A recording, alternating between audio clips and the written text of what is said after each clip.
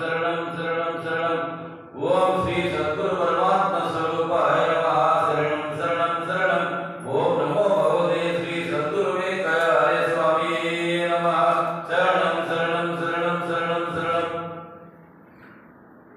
ఇక్కడ వచ్చినటువంటి భక్తులందరూ కూడా పాదాభివందన చేస్తూ శ్రద్ధగా వినమని మరీ మరీ వేడుకుంటాం. ధనుర్మాసం వచ్చింది. ధనుర్మాసంలో మనం అడుగు పెట్టున్నాము. చాలా పవిత్రమైనటువంటి మాసం ఇది. శ్రీమన్నారాయణుడు ప్రత్యక్షంగా సంచారం చేసేటటువంటి స్థితి ఈ మాసంలో ఉంది. అందువల్ల చాలా జాగ్రత్తగా మనం స్వామిని సేవించుకుంటూ ఉండాలి. తర్వాత వెంకయ్య స్వామి వారు కంచి పద్మపురం ఏరియాలో వాళ్ళ చెల్లెలు ఉంది. ఆ ఏరియాలో బాగా ప్రాశస్త్యం ఉంది వెంకయ్య స్వామికి. మెడ్రాస్ అంతా కూడా ఆమె ప్రతి ఇంటి దగ్గర కూడా జాగ్రత్తగా ఉండండి. ప్రతి ఇంటి దగ్గర కూడా లోగిట్లో పసుపు కుంకుమ మందం వేసేసి ఆవు పేడ వేసేసి కుటుంబం తయారు చేసి పూలు పెట్టి వెంకయ్య స్వామి మా ఇంటికి వస్తాడు అనేటటువంటి ఆదేశంతో మా ఇంటికి వస్తాడు అనేటువంటి ఆకాంక్షతో పూజ చేసి వెయిట్ చేస్తూ ఉంటారు. అక్కడ దీపారాధన కూడా చేసి అది అక్కడ జరిగేటటువంటి ప్రక్రియ మెడ్రాస్ స్టేట్లో మనకి ఇక్కడ లేదు ఇంకా. అందువల్ల ఏంటంటే అగ్నిహోత్రుడు ఒకటి అగ్నిహోత్రుడికి వస్తాడు అనేటువంటి నమ్మకం ఉంది. ఈ ధనుర్మాసంలో చాలా ముఖ్యంగా వాళ్ళు పాటిస్తారు.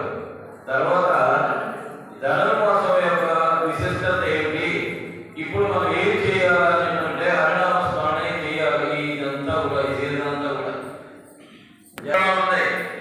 అష్టాదశ పురాణాలు ఉన్నాయి. కానీ గరుడ పురాణం అనేది ఒకటి ఉంది. శ్రీ గరుడ పురాణము అంటే గరుత్మంతుడికి శ్రీమన్నారాయణ చేసినటువంటి హితోపదేశము ఏమిటి అని చెప్పానంటే ఇది గరుడ పురాణంలో నిక్షిప్తమైంది. అందరూ కూడా గరుడ పురాణం చదవకూడదు. ఇది ఇంట్లో ఉన్నటువంటి జీవులు మిగతా జీవులు చనిపోయిన తర్వాతనే వాళ్ళకి మనశ్శాంతి కోసంగా ఇది చదవాలా అనేటటువంటి నియమం పెట్టుకొని ఈ గరుడ పురాణాన్ని అర్థం కాకుండా మనల్ని చదవకుండా చేస్తారు. మనకు మానసికంగా శారీరకంగా భయం ఎక్కువ. ఎందుకంటే ప్రాణభయం, ప్రాణమే మనకు ముఖ్యం, అంతేగాని ఆత్మ అనేది కాదు. ఈ ప్రాణం పోయి ఏమవుతుందనేటువంటి ఆశలతో గరుడ పురాణాన్ని వినలేకుండా చేస్తుంటారు మన పెద్దవాళ్ళంతా కూడా. కానీ గరుడ పురాణం అనేది చాలా ప్రాముఖ్యత ఉంది. ఇవి ఏ టైంలో ఏ పక్షైనా ఎప్పుడైనా చదవచ్చు అనే నిర్ధారణ చేశారు ఎవరు మహాపండితులు. ఈ గరుడ పురాణం అనే దాంట్లో ఏముంటాయంటే జీవి చనిపోయిన తర్వాత సంస్కారాలు ఎట్లా చేయాలా, ఈ జీవి ఏమవుతుంది, దీనికి ఉన్నటువంటి రచయండి, ఈ జీవి ఎన్ని ఆపదలు పడుతుంది అని చెప్పనుకునేటటువంటి విసర్జన చేసేటటువంటిదే గరుడ పురాణం. మనం బతుకున్నప్పుడు ఎంతో అనుభవిస్తాం, కానీ చనిపోయిన తర్వాత జీవి విషయం ఎట్లా తెలుస్తుంది మనకి, మన బాడీ మనం హాయిగా నిద్రపోతే ఆ జీవి సంగతి ఏమవుతుంది అనేటటువంటి విషయాన్ని చాలా క్లియర్గా చెప్పేది గరుడ పురాణము. ఈ గరుడ పురాణము మనకి ఇంకా ఆచారంలో రాదు. మెడ్రాస్ స్టేట్లో బాగా పఠనం చేస్తారు ఈ సీజన్లో. కానీ మనకు భయం ఎక్కువ. ఏందో మనకి ప్రాణ భయం. ఇవన్నీ ఇంట్లో తెలుసు మొక్కలైతే మనం పూజ చేస్తాం, కానీ గరుడ పురాణాన్ని పెట్టులో పెట్టుకొని పూజ చేయడం భయం. ఎందుకంటే గరుడ పురాణం ఇంట్లో ఉండడానికి వీల్లేదు. అది కేవలం పొలిమి అర్థంలో ఉండాలా, అవి ఉద్వాసన పలకాలా, అప్పుడు వాళ్ళకి పెద్దలు వస్తారు, వాళ్ళకి గుర్తు పెట్టాలి. ఇవన్నీ మానసికమైన బాధలతో నలిగిపోతుందంటే గరుడ పురాణాన్ని పట్టుకోవడం, అది తాకాలంటే భయం అనమాట. కానీ గరుడ పురాణం అనేది చాలా శ్రేష్టమైనటువంటి పురాణము. తర్వాత ఇవి మానవ మోక్ష పదానికి, ఆ మార్గానికి ఒక దీపశిఖ. అందువల్ల ఈ దీన్ని సాక్షాత్ మహావిష్ణువే గరుడికి చెప్పినటువంటి వృత్తాంతము. ఈ ఆయన గరుడు ఏం చేస్తున్నాడంటే ఆయన కోసుకొని వస్తున్నాడు. ఆయన పాదాలతో ఈ పాదాల రాపిడికి, శ్రీ మహావిష్ణువు యొక్క పాద రాపిడికి ఆయన శరీరం అంతా కదిలిపోయింది, బొబ్బలు తేలింది, కణ్వమాలను కట్టింది. కానీ ఆ గరుడ పురాణాన్ని చాలా ఇంట్రెస్ట్గా ఇంటూనే ఉన్నాడు. ఈ గరుడ పురాణంలో ఉన్నటువంటి విషయం అది. ఈ పురాణం ఎవరైతే ఎవరైతే వింటారో వీళ్ళకి చనిపోయిన తర్వాత మనం మోక్షం వస్తుంది, స్వర్గం వస్తుందని మనం ఏదైతే మనం ఆలోచిస్తామో అటువంటివన్నీ కూడా చాలా సులభంగా తయారవుతాయి ఈ గరుడ పురాణం వల్ల. తర్వాత ఈ గరుడ పురాణం అనేది మనం ఎత్తు వినాలి. మనం భగవద్గీత కూడా ఈరోజు ఏం చేస్తున్నారంటే ఫ్యాన్సీగా ఎవరైనా ఇంట్లో చనిపోతే ఆ బాక్స్ అక్కడ పెట్టేసి ఆ బాక్స్ వినగానే అయ్యో ఎవరో చనిపోయారు ఏంటి ఇదంతా అని మనకు భ్రాంతి చెందేటట్టుగా చేస్తున్నారు. ఈ భగవద్గీత ఆ రకంగానే తయారైంది, చనిపోయినప్పుడే చదువుతున్నారు. కానీ భగవద్గీత ప్రత్యక్షంగా శ్రీ మహావిష్ణువు కృష్ణుడి రూపంలో తెచ్చిన ప్రపంచానికి తెలియజేసినటువంటి భగవద్గీత. ఈ భగవద్గీత అప్పుడే కాదు, ఎప్పుడైనా వినొచ్చు. ఇది మానవ జీవితాన్ని సరిచేయడానికి ఉపయోగపడేటటువంటి అపూర్వమైనటువంటి చరిత్ర. 3 గంటల్లో 4 గంటల్లో భగవద్గీతను చెప్పగలిగాడు శ్రీ మహావిష్ణువు. అది విష్ణువు చెప్పగలిగాడు. ఈ ఈ భగవద్గీతలో ఉన్నటువంటి సారాంశం ఏమిటంటే జీవాత్మ పరమాత్మ సృష్టి ఇవన్నీ కూడా ఆయన ఆ రోజు చెప్పాడు అనమాట. ఇది ఈ భగవద్గీత గురించి కూడా మనం ఆలోచించాలి. మన ఇంట్లో ఉండొచ్చు, ఏమైనా తప్పు కాదు. అట్లనే తులసి మొక్కలు పెంచినటువంటి పద్ధతుల్లోనే మనం గరుడ పురాణాన్ని కూడా ఇంట్లో పెట్టుకోవచ్చు. ఇటువంటి అబ్జెక్షన్ లేదు. ఇది ఏ టైంలో అయినా మానవుడు చదవచ్చు, దీనివల్ల పరిచయం ఉంది, అది గుర్తుంచుకోవాలి. తర్వాత మనం ఈ జీవి చనిపోయిన తర్వాత ప్రేతాత్మగా మారుతుంది. ఈ ప్రేతాత్మగా మారి అని చెప్పిన ఆలోచించాలి మనం. తర్వాత బ్రహ్మంగా కోతులు వీరబ్రహ్మేంద్ర స్వామి చరిత్ర చదవాలన్నా కూడా మానసికంగా భయం, అయ్యో ఇది చదవకూడదు, ఏమవుతుందో వైరాగ్యం వస్తుంది. అసలు విషయం ఏంటంటే వైరాగ్యమే మహాభాగ్యము. ఏమిటి ప్రదక్షిణ యొక్క ఫలితం ఏంటి అని అంటే వైరాగ్య భావన మనలో కలగాల, ఏ రోజుకైనా అది జిగురించాలా అనేటటువంటి ఆశతో మనం ఇస్తాం. వెంకయ్య స్వామి కూడా చెప్పేది ఏముందయ్యా, అంతా చూస్తా పోయేదే కదయ్యా, ఈ ప్రపంచం అంతా నాశనం అయిపోయింది, దీనికోసం మీరు ఆరాటపడతారు ఏమిటి అని చెప్పనుకొని వెంకయ్య స్వామి చెప్పినటువంటి తత్వంలో కూడా ఉంది. అందుకనే గురవయ్య స్వామికి ఏం చెప్పాడంటే నన్ను గురించి తెలుసుకోమని చెప్పి ఎవరికి చెప్పరా, కానీ ఆయన ఏ రకంగా గైడ్ చేశాడంటే వీరబ్రహ్మేంద్ర స్వామి చరిత్ర చదువుకోబోయాడు. అది చదువుతున్న రోజుల్లో ఆయనకి తృప్తి కలగాలి. అదే టైంకి నేను పొలవకు వెళ్ళినప్పుడు ఆయన సజీవంగా ఉంటాడు. ఆయన కలిస్తే ఏడు స్వామి చదువుతున్నారు అని చెప్పారు. బాగా నాకు ఒక 40 సంవత్సరానికి పరిచయిస్తాడు. ఆ వెంకయ్య స్వామి చెప్పాడయ్యా అందుకని చదువుతున్నాను. వెంకయ్య స్వామి చెప్తే మీరు చదవటం కాదు, వెంకయ్య స్వామి ఎందుకు చెప్పాడు మీకు అనేటువంటి విషయాన్ని మీరు అర్థం చేసుకోండి అని చెప్పి అనుకుంటే ఆఖరికి అయ్యా దాంట్లో సారం ఉందా, సారం అంటే లోతుగా ఉంది, తెలుసుకోవాల్సినటువంటి అర్థం. అంటే ఈ వేదాంత సారము, ఈ జీవి యొక్క తత్వము ఇది స్టేటస్లో ఉంటుందని చెప్పి దాంట్లో కూడా చెప్పాడు వీరబ్రహ్మేంద్ర స్వామి గారు. అందుకనే అది చదివి దాని తత్వం అర్థం చేసుకొని మార్గంలోకి రావాలి మనిషి. తర్వాత ఇవి ఎవరైతే ఈ గరుడ పురాణాన్ని పారాయణ చేస్తారో వాళ్ళకి అజ్ఞానం అనేది పోతుంది. మనం జీవాత్మ పరమాత్మ గురించి తెలుసుకోవడము, ఈ జీవుని మన అందరికీ అన్నింటిలో ఈ జీవి ఉన్నాడు అనేటటువంటి తెలుసుకోవడము, జీవుని చంపిన ఏనుగును చంపిన అన్నింటిలో కూడా ఆ జీవాత్మ సృష్టి ఉంది. కాబట్టి మన దగ్గర ఉన్నటువంటిది జీవాత్మ, బయట ఉన్నది పరమాత్మ. ఈ జీవాత్మ పరమాత్మల యొక్క అనుసంధానము ఏకాగ్రతే సృష్టి. అందువల్ల ఏంటంటే ఈ జీవాత్మ పరమాత్మల యొక్క విశేషాన్ని తెలుసుకొని మానవుడు ఏ విధంగా గడపాలా, మనం సరిపోయిన తర్వాత బాధలు లేకుండా ఉండాలంటే ఏం చేయాలా, ఈ జీవి సంగతి ఎట్లా కాపాడుకోవాలా, ఈ జీవన విధానం ఏమిటంటే తెలిపేదే ఈ భగవద్గీత. అదే రకంగా తెలిపేదే గరుడ పురాణం. ఈ గరుడ పురాణం ప్రత్యేకంగా ఈ నెలలో చదవడం అనేది అలవాటు చేసుకోవాలా. ప్రత్యేకమైనటువంటి ఎందుకు చెప్తున్నారంటే ఇది శ్రీ మహావిష్ణువు యాక్టివ్గా ఉన్నటువంటి నెల. అంతేకాదు ఈ నెలలోనే మనకి కాలసర్ప దోషం ఉంటే వెంకటేశ్వర స్వామి గుడికి వెళ్ళి ఒక 7-27 ప్రదర్శనలు చేసి ఓం గోవిందాయ మహా, ఓం గోవిందాయ మహా, ఓం శ్రీ వెంకటేశ్వరాయ మహా చెప్పుకొని ప్రదర్శనలు చేసి ఒక తులసి మాల తీసుకొని గరుడ వాళ్ళకు చూపించి ఆయన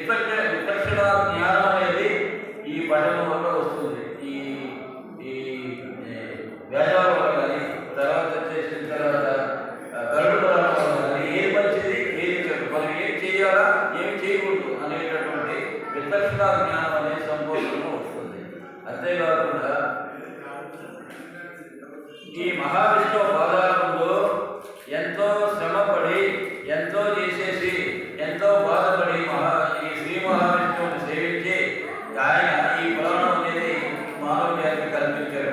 అందువల్ల ఈ పురాణం చదివినందువల్ల ఏ దోషము రాదు, ఏ అపాయం రాదు. అంతేకాదు దీంట్లో ఉన్నటువంటి యథార్థ స్వరూపం ఏమిటంటే యమాష్టకం అని ఉంది. యముడికి కూడా అష్టోత్తరం ఉంది. ఈ యమాష్టకం చదివినటువంటి వాడికి ఏ ఫలితము మెడ్రాస్ అయితే యముడికి కూడా ఉంది, రంజాన్ కూడా ఉంది. ఈ యమాష్టకం చదివినటువంటి వాడు సంసార బాధ్యతలు తీరిన తర్వాత, ఇతను మిగతా జీవిగా దాటిన తర్వాత ఏ బాధలు పడకుండా ఉండాలంటే ప్రతి ఒక్కరు కూడా యమాష్టకం అనేది చదవాల్సిందే ఈ నెలలో. అంత పెద్ద శక్తి దాంట్లో ఉంది. అందువల్ల ఏంటంటే మీతో చనిపోయిన తర్వాత చేయాలంటే చనిపోయిన తర్వాత మీరు ఏం మాట్లాడతారో ఏమి తినగలరో ఆ యమలోకానికి పోయేటటువంటి ప్రయాణం కూడా చాలా భయంకరంగా ఉంటుంది. ఎవరికైనా అన్నదానం చేస్తే మా జాగ్రత్త పిండ ప్రదానం మీరు చేస్తారు. నెలకు పిండం, 2 నెలల పిండం, 3 నెలల పిండం, అట్లా పిండ ప్రదానం చేస్తారు. పిండం అంటే అన్నం ముద్ద. ఈ అన్నం ముద్ద జీవికి అందుతుందా లేదా అనేది ఒక చిన్న పాయింట్. వీడు బతుకున్నంత కాలం వీడేం పోయి పట్టించుకోడు, పెట్టడు, ఏం తీయడు, చెయ్యి రాల్చడు, పక్కనోడికి అన్నం పెట్టడు. అటువంటి వాడికి యావములు ఏం చేస్తారు తెలుసా? తల మోజేటట్టు, ఆ తల పగిలినట్టు కోటి ఒరే మోజు కూడా బతుకున్నంత కాలం కొత్త కూడా పెట్టలేదు కదా అని చెప్పనుకొని ఈ యముడు వీళ్ళు పెట్టేటటువంటి పిండ ప్రధానం కూడా కింద పడిపోతూ ఉంటుంది. వాళ్ళ పక్కన పిశాచి ఉంటారు, పిశాచారు ఈ కింద పడి చూసారా, కింద పడుతుంది కదా రాబోయేటప్పుడు దానికోసంగా ఆ జీవి అల్లాడిపోతుంటాడు అనమాట. తింటాని నాకు ఇవే ఇవాళ ప్రాప్తని ఇసుక ఎలాగో ముళ్ళల్లో రట్టిపోతుంది ఆ జీవి. ఇటువంటి ఏమీ లేకుండా మనం చేసుకుంటే మనం బతుకున్నప్పుడే మనం ఏంటంటే దాన ధర్మాలు చేయాలి. మనం ఏంటంటే తెలుసుకోవాలి. తెలుసుకున్నప్పుడు మనం జాగ్రత్త పడి అన్నదానం చేస్తాం. అన్నంలో పెద్ద శక్తి ఉంది. అందుకనే వెంకటేశ్వర గారు కూడా ఎక్కడున్నా కూడా అన్నదానానికి ప్రార్థించేవాడు. ఎవరికి దానం చేయమన్నాడు? ఆకలి అయిపోయి కొడుకు పట్టేవాడు దానం చేయబోయాడు. అంతేగాని కడుపు నిండా తిని దేవుడు దేవేవాడికి అన్నం పెట్టమని చెప్పాలి వెంకటేశ్వరకి. అర్థమైందమ్మా? ఆకలి కొమ్ము పట్టేవాడికి అన్నం పెట్టు, ఆకలిగా ఉన్నవాడికి అన్నం పెట్టంటే అది అర్థం. అటువంటి జీవికి అన్నం పెడితే ప్రత్యక్షంగా పరమాత్మకు పెట్టినటువంటి వాడే. అందువల్ల ఇది చాలా ఉపయోగమైన విషయం. ఈ సందర్భంలో మీ అందరికీ చెప్పేది ఏమిటంటే మీరందరూ వెంకటేశ్వర దగ్గరికి వచ్చారయ్యా, చాలా బాగుంది, ఆనందంగా ఉంది. వెంకటేశ్వర దగ్గరికి ఎందుకు వచ్చారని చెప్పారంటే ఏదో చెప్తుంటారు కదా విషయం, ఏదో నాకు కోరిక తీరుస్తాడు, నాకు బాధలు తీరుస్తాడని మీరు అనుకుంటారు. దాన్ని మనం మంచిగా చేసుకోవడానికి, మనము సాఫల్యం చేసుకోవడానికి మనం ఏం చేయాలని చెప్పారంటే నిత్యము అన్నదానం చేయాలి. దాన్ని మామూలుగా ఇంట్లో ఉన్నటువంటి జీవులు పెట్టేటటువంటి హరిస్తానం అని చెప్పారంటారు. గుళ్ళో కూడా ఏం చేస్తారంటే గుడికి 4 మూలలో కూడా ఈ అన్నం పెట్టడానికి, భిక్ష పెట్టడానికి ఏర్పాటు చేసి కుటుంబాలు పెడతారు. అక్కడ భిక్ష పెడతారు. కానీ ఈరోజు బ్రాహ్మణ వాళ్ళు ఏం చేస్తున్నారంటే అది పబ్లిక్ తెలియకుండా ఎమ్మని నీళ్లు పోసి తిమ్మేస్తూ ఉంటారు. కానీ బయట జీవులు భిక్ష చేసిన తర్వాతనే లోపల స్వామికి భిక్ష పెడతారు. అది ధర్మం. అందువల్ల వెంకటేశ్వర కూడా అయితే ఏ గుళ్ళో అయితే అమ్మవారి గుళ్ళో కానీ అయ్యవారి గుళ్ళో కానీ భిక్ష అనేది బయట పెడతారు ఆ జీవుల కోసం. అంటే సకల జీవుల్లో వెంకటేశ్వర ఉన్నాడు, సకల జీవుల్లో సృష్టి ఉన్నది, సకల జీవుల్లో కూడా స్వామి ఉన్నాడు. ఆయన కనుక ఫోన్ చేస్తే మనందరం కూడా ఫోన్ చేసినట్టే కనుక ఇది మర్చిపోకూడదు. మీరు అన్నం తినేటప్పుడు ఉదాహరణే గురువుకు భిక్ష పెట్టండి. మీరు ఏం తింటారు? అన్నం తింటారా లేకపోతే టిఫిన్ తింటారా ఏమిటనేది ఆ భిక్ష పెట్టేసేసి ఓం గురుదేవాయ నమః స్వాహ, గురుదేవుడికి స్వాహ చెప్పండి. చెప్పి దీన్ని ఒక ఆకులో పెట్టేసి కొద్ది పసుపునీళ్ళు తల్లి బయట పెట్టేయండి. ఇది మామూలు జనాభా అర్థం కాదు. జనాభా ఏమనుకుంటారు తెలిసిన ఏంటయ్యా ఈ దిక్కులేనటువంటి మాస్టర్, ఈ దిక్కులేనటువంటి వాళ్ళందరూ కూడా పెట్టప్పుడు పెడుతున్నారు అని చెప్పి తిట్టేవాళ్ళు ఉంటారు మనని. కానీ అది గురువు పెట్టేటటువంటి భిక్ష. దాన్ని చిన్న చిన్న ముక్కలుగా చేసి పెట్టండి. అవి పశువులు పక్షులు ఏదైనా కూడా గురువు తిన్నట్టే లెక్క. అది ఉదయం భిక్ష. ఇంకా